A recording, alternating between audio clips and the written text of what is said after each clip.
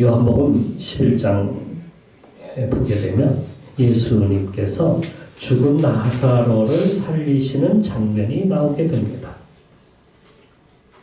예수님이 나사로의 집에 도착했을 때 이미 나사로는 죽은 지 사흘이나 지났을 때였습니다. 그래서 그를 장사를 지내서 굴로 된 무덤 속에다가 집어넣고 돌로 막아 놓았어요. 거기서 주님은 나는 부활이요 생명이니 나를 믿는 자는 죽어도 살겠고 하시면서 부활에 대해서 말씀을 하신 후에 무덤으로 가까이 가셨어요. 그리고 사람들에게 돌을 치우라 그렇게 말씀을 하셨죠. 사람들이 돌을 치우자 마르다가 이렇게 얘기합니다. 주님, 죽은 지 사흘이나 지나서 냄새가 나나이다. 시체를 미라처럼 세마포로 둘둘둘 말아가지고 무덤에 넣어두었는데 더운 날씨로 인해서 시체가 썩어서 냄새가 나기 시작했다는 그러한 말입니다. 그런데도 예수님께서 무덤을 향해서 말씀을 하시죠. 나사로야 나오너라. 과연 어떻게 되었을까요? 그때 죽었던 나사로가 살아 일어나서 밖으로 걸어 나왔습니다. 나사로의 모습은 어떠했을까요? 궁금하지 않으세요? 영화 미라라고 하는 그 영화가 있어요. 거기에 보게 되면 죽었던 시체가 뼈다귀만 남아갖고 벌떡 일어나가지고 사람을 갖다가 막 공격하는 장면이 나옵니다. 왜 공격을 하는지는 알 수가 없어요. 사람들은 그것을 좀비라고 이렇게 부릅니다. 옛날 영화에는 좀비가 없었는데 요즘 영화에는 좀비가 자주 등장해요. 그죠? 좀비라고 그렇게 부르죠. 좀비의 모습은 완전한 시체 그 자체입니다. 해골만 남은 모습이거나 얼굴은 살이 썩어가지고 막 흘러내리고 뼈가 막 드러나고 있고 옷 사이로 뼈들이 튀어나와가지고 그리고 잘 걷지 못하는 모습을 가지고 뒤뚱뒤뚱하면서 그렇게 나타나는 모습을 영화로 우리는 자주 봅니다. 이건 무섭게 보이기 위한 영화의 하나의 영화로 표현하는 모습이랄까. 시체가 살아나는 법은 없습니다. 죽었던 시체가 어떻게 다시 살아난단 말입니까?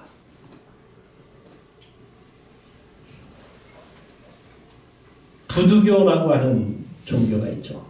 그 부두교에서는 오래전부터 죽었던 시체를 다시 살리는 의식이 있다고 하는데 이를 갖다가 흑마술이라고 이렇게 부릅니다. 그러니까 좀비는 어디로부터 시작했냐면 이 부두교에서부터 시작을 했어요. 이 부두교의 주술사라고 부르는 보커라고 하는 사람들은 흑마술을 통해서 좀비를 갖다가 만들어낸다고 합니다. 그런데 알고 봤더니 주술사들이 사람의 몸에 강한 독약 같은 것을 갖다가 주입하여서 사망 단계에 이르게 한 뒤에 다시 살아나게 하여서 좀비가 되게 만든다는 거예요. 그러니까 몸은 마비가 되어서 움직일 수 없는데 의식은 살아있다는 거예요. 그걸 조종한다는 거예요. 그러니까 완전히 죽은 상태입니까? 아직도 살아있는 겁니까? 아직도 살아있는 거예요. 죽은 것이 아니라 살아있는 거예요. 그러니까 의학적으로는 죽은 사람을 살릴 수 있는 길은 없어요. 살릴 수 있는 방법, 살릴 수 있는 의술 이런 건 없어요, 세상에. 또 불가능합니다. 죽은 사람을 다시 생명을 갖다가 살리는 길은 없어요. 죽음이야말로 돌이킬 수 없는 강을 건너는 겁니다. 이것은 만유 인류의 법칙입니다. 다른 말로 하면 중력의 법칙이에요. 죽음은 중력의 힘을 거스를 수가 없습니다. 그냥 가는 거예요. 요단강 건너가는 거예요. 끝나버리고 요단강 건너가는 거예요. 그런데 여러분, 물도 보면은 중력의 법칙에 의해서 높은 곳에서 낮은 곳으로 흘러가게 돼 있어요. 낮은 곳에서 높은 곳으로 가려면 힘을 거슬러야 돼. 힘을 거슬러 올라갈 수 있는 방법은 뭐냐면 모터 같은 거를 갖다가 달면 되겠죠. 1층에서 10층에 그 수도를 갖다가 연결을 했는데 어떻게 그냥 자연적으로는 갈 수는 없어요. 그런데 뭘 갖고 모터의 힘으로다가 올리는 거예요. 그런 방법, 중력의 힘을 갖다가 이길 수 있는 힘을 갖다가 더 강력하게 주면은 중력을 갖다가 거스르는 거죠. 비행기가 하늘을 갖다가 날 수 있는 방법도 무엇이냐면 중력의 힘을 갖다가 그 중력보다 더 강한 힘을 갖다가 주기 때문에 비행기가 날 수 있는 것이다 하는 것입니다. 예수님이 부활하신 것은 하나님께서 일으켜 주신 겁니다. 사도행전 13장 33절에 곧 하나님이 예수를 일으키사, 누가? 하나님께서. 13장 34절에도 하나님께서 죽은 자 가운데서 그를 일으키사, 하나님의 능력으로 그분을 일으켜서 부활에 이르게 해주셨다는 거예요. 중력의 힘을 갖다가 거스릴 수 있는 그 힘보다 더 강력한 힘을 갖다가 넣었기 때문에 예수님께서 살아나실 수 있는 거예요. 근데 그 힘은 어떤 힘이냐면 하나님이 주시는 하나님의 능력. 그런데 예수님이 죽으실 때에 어떻게 죽었느냐 하면 예수님은 죄가 없으신 몸으로 십자가에 달려 죽으셨어요. 그것도 머리에는 가시관을 갖다가 씌웠어요. 그래서 찔려갖고 피가 줄줄줄줄 막 머리에서도 흘렀어요. 채찍에 맞아서 살점이 여기저기 막 뜯겨 나갔어요. 손과 발은 못에 박혀서 큰 구멍이 날 정도로 심하게 못을 그 팔에다 손목에다가 발목에다가 박았어요. 옆구리에는 창에 찔려서 온몸의 피를 갖다가 다 쏟아냈어요. 얼굴은 맞아서 부어올라 눈이 보이지 않을 정도로 너무너무 힘들었어요. 그래서 골고다 언덕에 오르시길 때에 크게 앞이 보이지 않을 정도였어요. 뜨거운 태양은 몸을 따갑게 만들었어요. 쓰리게 만들었어요. 온통 상처가 그 뜨거운 그 태양이 몸에 닿을 때마다 비칠 때마다 온몸은 뜨거워. 그래서 하나님께서 하늘을 어둡게 하셨는지도 모르겠어요. 한 걸음마다 고통이 이만저만이 아니었어요. 그렇게 해서 십자가에 달리셨을 때에 예수님은 이미 그러기 상태야. 거의 죽어가고 있었던 겁니다. 그래서 십자가에서 6시간 만에 숨을 거둘 수밖에 없었던 것이죠. 아리마대 요셉이 예수의 시체를 세마포에 싸서 그의 무덤에다가 넣은 것으로 장례가 끝이 나고 말았습니다. 그렇게 죽음으로 내려가신 예수님을 하나님께서 다시 살리셨는데 이를 우리는 무엇라고 불러요? 부활이라고 이렇게 부르죠. 부활.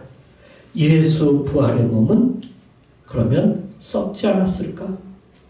3일 지났을 때에 3일 동안 거기에다가 그냥 두었는데 예수의 시체는 어떻게 되었을까? 과연 어떤 몸으로 부활하셨을까? 저는 그게 참 궁금합니다. 왜냐하면 우리도 후에 부활하게 되면 예수님처럼 되기 때문에 예수님이 어떻게 부활하셨냐에 따라서 우리도 그렇게 될 것이 아니냐는 얘기. 만일에 부활이 없다면 우리의 믿음은 어떨까요? 우리의 믿음은 헛것입니다. 이거 잘못, 이거 가짜, 잘못 믿는 거. 우리가 전하는 것도 다 거짓이에요. 괜한 시간 내서 교회에 와서 예배드리고 봉사하고 11조 내고 주일헌금 내고 또 감격해서 어떤 사람은 감사헌금도 내고 이거 모두가 다 뭐 하는 거예요? 이거 다 어리석은 짓 하는 거예요. 어떤 분은 교회 나오면서도 이렇게 말합니다. 아, 그거야 뭐 죽어봐야 알지. 아니 죽어봐야 하는데 왜 여기 나와요? 부활이 없다면 우리가 믿는 예수님도 가짜예요.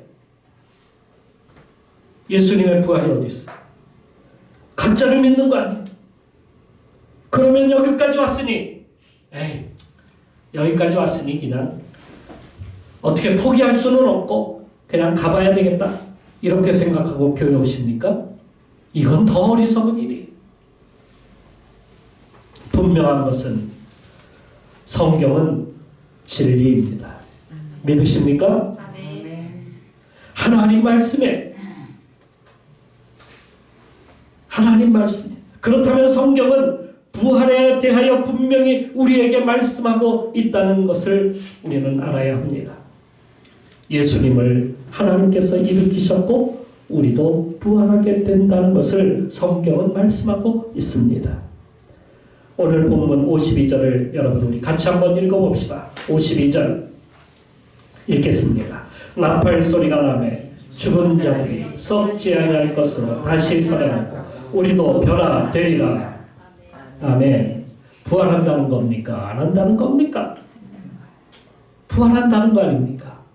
요한복음 5장 25절에 이렇게 쓰고 있어요. 진실로 진실로 너희에게 이르노니 죽은 자들이 하나님의 아들의 음성을 들을 때가 오나니 곧 이때라. 듣는 자들이 살아나리라. 5장 29절에 선한 일을 행한 자는 생명의 부활로 악한 일을 행한 자는 심판의 부활로 나오리라. 모든 자가 다 부활에 이르는데 어떤 자들은 심판에 어떤 자들은 선한 부활로 나온다. 그 선한 부활은 뭐고 또 심판의 부활은 뭐예요?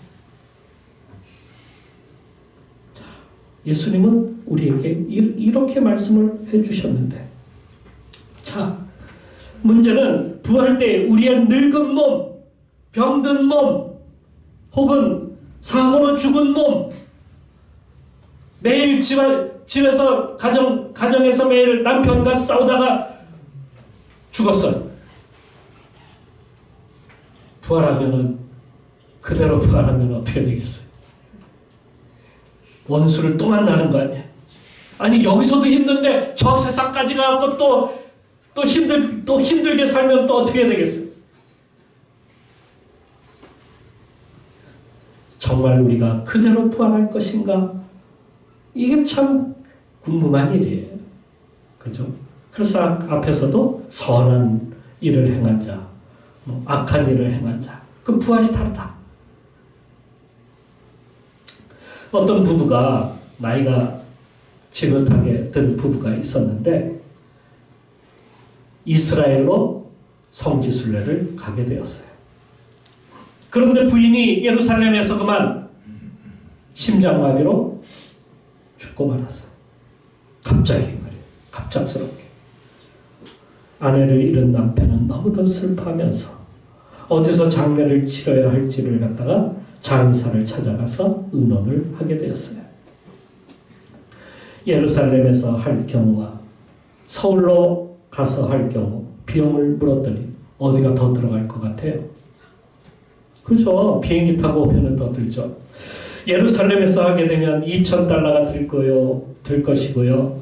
서울로 가게 되면 비행기 값이니 뭐 해가지고 아마 10,000달러 이상이 들 겁니다. 이렇게 이야기를 해 주었는데도 불구하고 이 남편은 굳이 서울로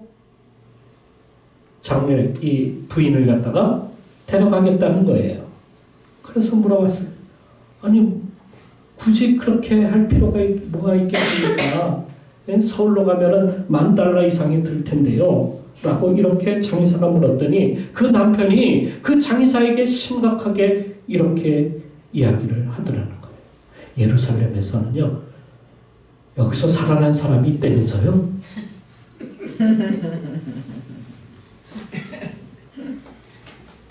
뭘 생각하는 거예요, 지금? 이 남편은. 그래서 예수님께서 부활하셨을 때에 그 몸이 어떠했는지를 우리가 알아야 우리가 진정한 소망이 생기는 것이고, 그것을 바라고 사는 것이 아니겠습니까? 그러기에 우리는 첫사람 아담에 대해서 먼저 보아야 합니다. 47절 말씀에 보면 첫사람은 땅에서 났으니 라고 이렇게 말씀을 하고 있어요. 첫사람. 그 첫사람이 누구예요? 아담이에요. 아담. 첫사람 아담이 창조되었을 때에 그의 모습은 어떠했을까요? 그의 모습은 시편 8장 5절 말씀에 보면 이렇게 쓰고 있어요. 그를 하나님보다 조금 못하게 하시고 영화와 존귀로 관을 씌우셨나이다. 이렇게 쓰고 있어요. 여기서 그를 조금 못하게 하시고, 그를 하나님보다 조금 못하게, 그가 누구예요? 그가 아담이에요. 아담. 하나님보다 조금 못하게 하셨다. 우리를 신적 존재로 하나님께서 창조하셨다는 사실을 우리는 알아야 돼. 하나님보다 조금 못하게 하셨다. 그리고 그 다음에 나오는 말이 놀랍습니다. 영화와 존귀로 관을 씌우셨도다. 영화와 존귀. 여기서 영화와 존귀라고 하는 말은 하나님의 영광, 곧 하나님의 빛, 그것을 이야기하고 있습니다. 그리고 존귀, 어떤 모습보다도 귀한 빛으로 그를 두르고 있었다는 거예요. 그러니까 그의 옷은 무엇이냐면, 그의 아담의 옷은 영화와 존귀, 벌거벗은 것이 아니라 영화와 존귀로 하나님께서 그를 둘러 입히신 거예요. 그런데 한순간 그것이 다 날아가고 말았어요. 무엇 때문에? 범죄로 인하여서. 범죄로 인해서 그 영광과 존귀가 사라지고 자기들은 무엇을 알게 됐어요? 벌거벗은 것을 알게 된 겁니다. 죄로 인하여서 그 영광과 존귀가 다 사라져버리고 아담과 하와는 드디어 자기 자신들이 벌거벗었다는 것을 깨닫게 된 거예요. 그들은 어둠 속으로 숨어 들어갔어요. 하나님은 그들에게 가죽옷을 지어 입히셨고 에덴 동산에서 어둠의 땅으로, 죽음의 세상으로 내보내셨던 겁니다. 여기서 사는 사람들은 모두가 다 죽는 거예요. 그러니까 세상으로 나왔다는 것은 시간 밖으로 나온 거예요. 그러니까 시간은, 우리들에게는 시간이 주어진 거예요. 시간이. 그러니까 그 시간은 곧 시간이 끝이 나면 우리도 어떻게 된다? 죽는다. 그거예요. 우리는 죽는 거예요. 그러니까 여기서 사는 사람들은 모두가 다 죽는 거예요. 앞에서 말한 그 인류의 법칙이 여기에 적용이 되는 거예요. 모든 사람이 그 법칙에 적용이 돼서 죽음으로 나아가는 것이 순리입니다. 그래서 로마서 3장 23절에 모든 사람이 죄를 범하였음에 하나님의 영광에 이르지 못하나니, 영광에 이르지 못해. 그것은 바로 죄로 인해서입니다. 죄로 인하여 우리가 죽는 거예요. 그 형벌이에요. 우리 인생은 어둠 안에 살게 되었고 모두가 죽음으로 나가는 불쌍한 존재, 수치스러운 존재, 그런 존재가 되어버리고 만 겁니다. 잠깐 하나님께서 율법을 주시기는 했어요. 율법을 주셔서 그 영광을 맛보게 해주셨어요. 왜? 하나님을 믿어야 되니까. 하나님을 믿으면 그 영광을 갖다가 우리가 얻을 수 있으니까. 율법을 주셨지만 그것은 역시 사라지고 없어질 것이었어요. 모세가 시내산에 올라갔다가 내려올 때에 어떻게 됐습니까? 두 돌판을 가지고 내려왔어요. 가지고 내려올 때에 그 얼굴에서, 모세의 얼굴에서 광채가 났어요. 그 산에서 내려올 때에 모세는 자기가 여호와와 말하였으므로 말미암아 얼굴 피부에 광채가 나나 깨닫지 못하였더라. 이랬다. 그 광채는 하나님과 만났을 때에 반사된 광채. 그게 사람의 얼굴을 통해서 나타나는 거예요. 그 광채가 없어지기까지, 그래서 모세는 그 광채가 없어지기까지 얼굴에 수건으로 얼굴을 가렸다는 것이죠. 바울은 이것을 없어질 영광이라고 이렇게 말합니다. 그러니까 영광, 그 영광이 곧 뭐냐면 빛이에요. 빛. 바울은 그가 예수 그리스도를 만났던 때가, 그 예수 그리스도를 만났던 때를 갖다가 정확하게 기억하고 있습니다. 그래서 여러 곳에서, 성경 여러 곳에서 그가 신앙 고백처럼 들려주고 있어요. 그가 전에 사울이었을 때, 그러니까 예수 믿는 자들을 갖다가, 예수 믿는 것들을 잡아다가 공의에다가 넘기면 그에게 큰, 그가 사람들에게 존경을 받고 높임을 받을까 해서 그 일을 했던 것이죠. 다메섹, 지금의 다마스커스, 그 다메섹이라는 곳으로 가다가 호련히 빛이 그를 갖다가 두르는 것을 깨닫게 됐어요. 성경에 그렇게 써요. 빛이 그를 갖다가 둘러 비쳤다는 거예요. 그는 말에서 떨어졌고 그 빛으로 인하여서 눈이 멀었어요. 다메섹에 들어가 아나니아라고 하는 주의 제자 앞에 갔을 때에 그가 그 사울을 위해서 기도할 때에 앞을 볼 수 있게 되었다고, 그렇게 성경은 말씀하고 있습니다. 사울을 두른 빛은 무엇이었을까? 그것은 바로 예수 그리스도의 몸에서 나오는 빛, 그 빛이라는 거예요. 에스겔은 보좌에 앉으신 분이 있는데 그 광채가 사방으로 퍼져나갔다고 쓰고 있어요. 그게 무슨 태양빛이 아니에요. 사람들은 태양빛이 혹시 비친 것이 아니냐, 바울에게 하늘에서 해가 구름이 다 가려져 있는데 거기에 갑자기 구름이 싹 보이면서 그 해가 쫙 비치는 그런 것이 아니겠느냐, 햇빛이 아니겠느냐 하는데 성경은 그렇게 말하는 것이 아니에요. 예수 그리스도의 빛, 영광의 빛, 부활의 빛이에요. 그게. 그래서 에스겔서에 그분이 앉으신 보좌로부터 빛이 나와가지고 사방으로 퍼져나간다, 이렇게 쓰고 있어요. 요한계시록에 보면 그 성은 해나 달의 비침이 쓸데없으니, 뭐가 필요 없다고요? 해와 달이. 이는 하나님의 영광이 비치고 어린 양이 그 등불이 되시리라. 누가? 그 어린 양, 예수 그리스도가 빛이 되시는 거예요.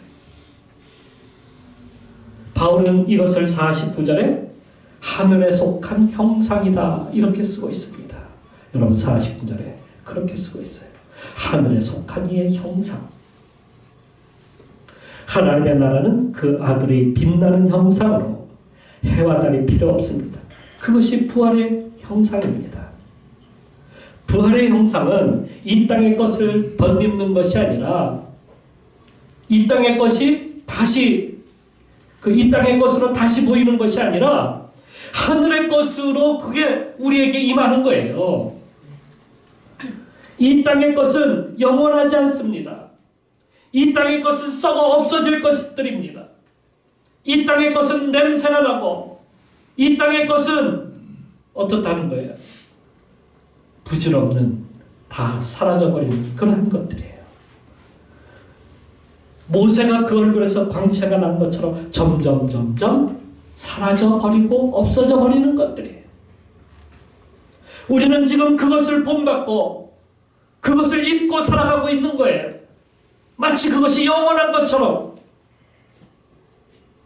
그러나 부활의 날엔 변화하여서 예수 그리스도의 형상을 입는다는 겁니다. 왜요? 주님이 함께 계시기 때문이다. 이 사실. 그것을 변화선에서 보여주셨어요. 마가복음 9장 2절 3절 말씀에 엿새 후에 예수께서 베드로와 야고보와 요한을 데리시고 따로 높은 산에 올라가셨더니 그들 앞에서 변형되사 그 옷이 광채가 나며 세상에서 빨래하는 자가 그렇게 희게 할 수 없을 만큼 매우 희어졌더라. 옷이 하얗게 됐을까요? 옷이 변한 걸까요? 사람이 변한 걸까요? 옷이 변한 것 맞습니까?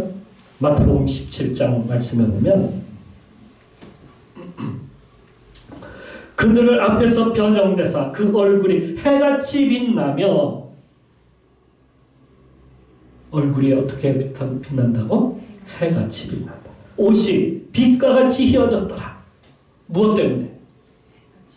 예수님의 몸에서 나오는 광채 때문에 그 옷까지도 하얗게 보이도록 그렇게만 광채가, 빛의 광채가 얼굴과 몸에서 나온다는 말씀이에요.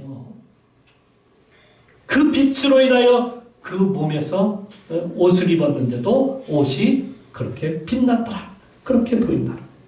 이게 변화하신, 부활하신 예수님의 모습이지 않느냐 하는 그런 말씀입니다. 그게 바로 변화되신 하늘의 형상, 그게 하늘의 형상. 빌립보서 3장 21절에 이렇게 쓰고 있습니다. 그는 만물을 자기에게 복종하게 하실 수 있는 자의 역사로, 그는 누구예요? 예수 그리스도는 만물을 자기에게 복종하실 수 있는 자의 역사. 그 사람은 누구예요? 하나님. 하나님의 역사로, 하나님의 능력으로 우리의 낮은 몸을 자기 영광의 몸의 형체와 같이 변하게 하시리라. 누구를? 우리를. 누가? 예수 그리스도께서 하나님의 능력으로 우리를 어떻게? 우리의 낮은 몸. 그 낮은 몸은 뭐예요? 육체. 이 육체를 자기 영광의 몸의 형체와 같이 변하게 하시. 그러면 우리가 아파서 죽었어. 아픈 상태로 다시 깨어날까? 그게 아니란 얘기예요. 매일 싸우다가 원수 같은 모습으로 죽었어. 그 하늘나라에 가서 보니까 또 원수가 또 와 있어. 그런 모습일까? 그게 아니란 얘기예요. 어떤 모습으로? 영광의 형체를 입는다. 우리의 낮은 몸을 영광의 형체, 곧 빛의 모습으로 변하게 하시다. 우리가 부활의 몸을 입을 때에 우리가 세상에 살던 모습으로 변하는 것이 아닙니다. 쭈글쭈글한 피부가 20대의 모습으로 변하는 것이 아니에요. 우리는 이게 변한다는 것, 우리는 이게 변한다라고 이야기하죠. 이게 이렇게 변하는 게, 작은 키가 갑자기 180 이상 되는 그런 모습으로 변하는 게 아니에요. 그렇다고 지금 이대로의 모습으로 그러면 그대로 살 것이냐, 그대로 될 것이냐, 약한 모습 그대로 약하게 될 것이니 그것도 아닙니다. 땅에서의 모습이 아니라 하늘의 형체 예수 그리스도를 덧입는 거예요. 믿습니까? 예수 그리스도를 덧입는 거예요. 죽음이 생명의 삼킴바 되었다라고 그렇게 이야기를 하는 거예요. 참으로 이 장막에 있는 우리가 짐진 것 같이 탄식하는 것은 벗고자 함이 아니라 오히려 덧입고자 함이니 죽을 것이 생명의 삼킴바 되게 하려 함이라. 고린도후서 5장의 말씀. 죽음이 아닌 생명의 모습으로 변하는 것. 어둠이 아닌 빛의 모습으로 변하는 것. 썩을 것이 아닌 새로운 모습으로 변하는 것. 오늘 우리는 열심히 노력하며 살고 있습니다. 좀 더 젊어지려고, 좀 더 펴보려고, 좀 더 건강해보려고, 좀 더 잘 살아보려고. 그런데 갈수록 우리는 늙어져 가고 있고요. 병들어 가고 있고요. 쇠해져 가고 있고 낙엽처럼 시들어 가고 있다는 사실이에요. 거기다가 이 땅에 사는 우리는 늘 만족하지 못한 삶을 살아갑니다. 어쩌면 좀비처럼 살아가고 있는지도 모르겠습니다. 우리는 이미 사형 선고를 받았기 때문에. 그런데 부활하는 순간 영광의 몸으로 변합니다. 부활의 날에 주님께서 우리의 낮은 몸을 영광의 몸으로 바꿔주신다고 약속해 주셨습니다. 그뿐만 아니라 오늘 우리는 부활의 주님을 옷 입듯이 입으면 우리의 삶이 새로워진다는 사실이에요. 빛의 자녀로 살 수 있다는 겁니다. 모세처럼 얼굴에서 광채가 날 수 있는 그러한 삶을 우리가 살 수 있게 된다는 거예요. 우리의 삶이, 우리의 행실에서. 그러기에 이 땅에 살면서 하늘을 덧입고 살도록 힘써야 합니다. 그리고 그날, 부활의 날, 그날을 우리가 기대하면서 살아도 되지 않겠습니까? 그날을 소망하면서 우리가 나가야 하지 않겠습니까? 이 멋진 삶으로 변화될 것을 소망하며 부활의 몸으로 그날을 기다리는 성도가 되시기를 주님의 이름으로 축원합니다. 기도하겠습니다.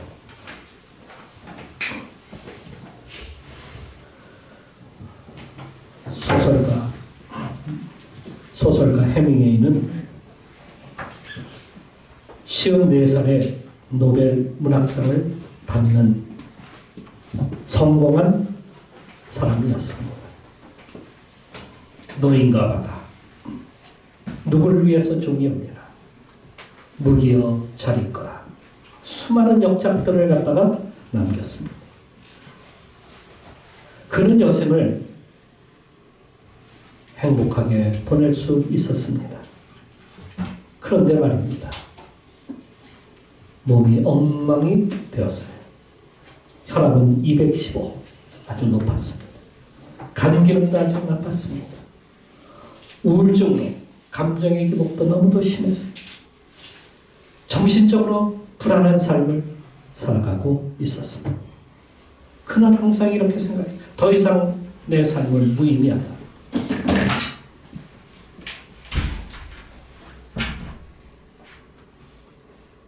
그렇게 생각하면서 그는 자살로 스스로의 자신을 죽이고 말았습니다. 부활을 기다리지 못한 채 말입니다. 우리에게는 소망이 있습니다. 그렇게 예수 그리스도의 날까지 우리가 그날을 기대하면서 부활의 날을 기다려야 하겠습니다. 그날에 영광으로 변화시켜 주실 겁니다. 그날에 생명의 부활로 나오게 해 주실 겁니다. 그리고 오늘 우리는 예수 그리스도를 통해서 늘 새로운 삶을 살도록 도우실 겁니다. 그러기에 우리는 세상을 향해서 나아가면서 소망을 가지고 살아가야 하지 않을까요? 나도 부활의 몸을 입게 하여 주옵소서. 그날의 주님과 함께 영광의 자리로 서게 하여 주옵소서.